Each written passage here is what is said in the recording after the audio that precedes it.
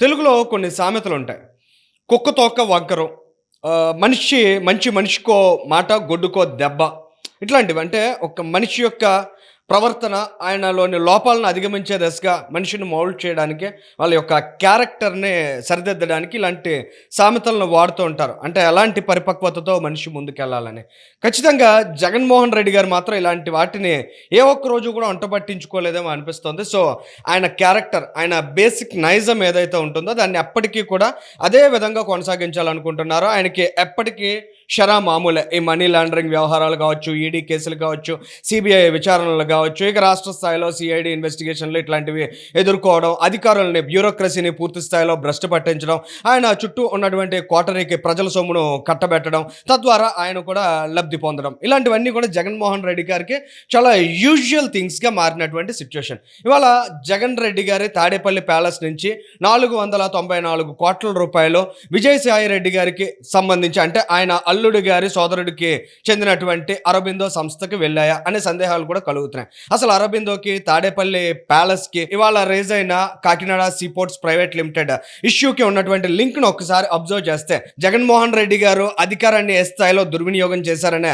అంశాలు కూడా మనకి అర్థమయ్యే ఛాన్స్ ఉంటుంది. సో, ఇవాళ కాకినాడ సీపోర్ట్స్ ప్రైవేట్ లిమిటెడ్‌లో కేవీ రావు గారికి చెందిన 41% షేర్లను పేక మీద కత్తి పెట్టి ఆయన్ని చాలా బలవంతం చేసి ఆ షేర్లన్నీ కూడా ముఖ్యంగా జగన్మోహన్ రెడ్డి గారికి చెందిన అనుయాయులు దొబ్బేశారు అనేది ప్రధానమైన ఆరోపణ. దానికి సంబంధించి ఇప్పటికే విచారణ జరుగుతుంది. అయితే ఇక్కడ ఈడీ ఇన్వాల్వ్ అయిన తర్వాత, ఈడీ విచారణను వేగవంతం చేసిన తర్వాత అసలు 3,600 కోట్ల రూపాయలు వాల్యూ చేసేటువంటి 41% షేర్లను 494 కోట్ల రూపాయలకు కొన్నారు.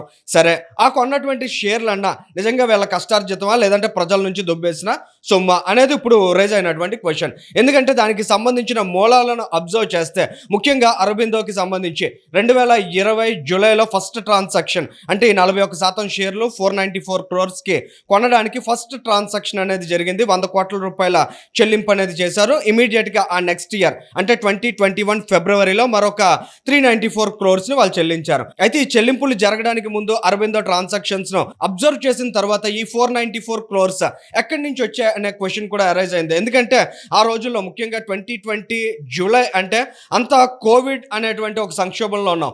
జగన్మోహన్ రెడ్డి గారు తాడేపల్లి ప్యాలెస్ నుంచి ఎట్టి పరిస్థితుల్లో బయటకు రాకుండా ఆయన ప్రొటెక్ట్ చేసుకుంటున్నారు, చక్కగా పబ్జీ గేమ్ ఆడుకుంటున్నారని మనం అందరం కూడా భ్రమించినటువంటి సిచ్యుయేషన్. కానీ జగన్ రెడ్డి గారు చాలా చక్కగా చక్కబెట్టుకున్నారు. ఆయన చేయాల్సినటువంటి అవినీతి, అధికారాన్ని అడ్డుపెట్టుకుని ఏ విధంగా ఈ రాష్ట్ర సంపదను కొల్లగొట్టాలనేటువంటి వ్యూహాలను చాలా పకడ్బందీగా అమలు చేశారు. అందులో భాగంగానే కేఎస్పీఎల్కి చెందినటువంటి 41% షేర్స్ ని చాలా చాకచక్యంగా దొబ్బేయగలిగారు.